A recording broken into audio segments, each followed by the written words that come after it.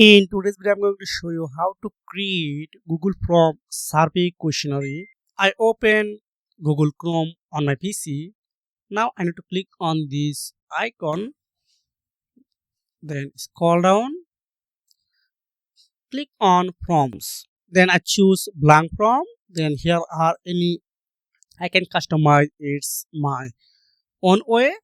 So I select this name. Now from description, so you can set anyone. It's for example purpose. Now here is the questions option. So here are any type of questions. So I already have lots of questions. For example, I type favorite content. Then here is the option, select option. So first one tutorials, second one reviews. Then three options. If I select this one, required, just turn on, then my viewers cannot skip these questions. I again click on add questions. You can see second questions already add. I type here next video. Here is the short answer one. So I select multiple choose. Option 1 take, option 2 earning, and option 3 apps.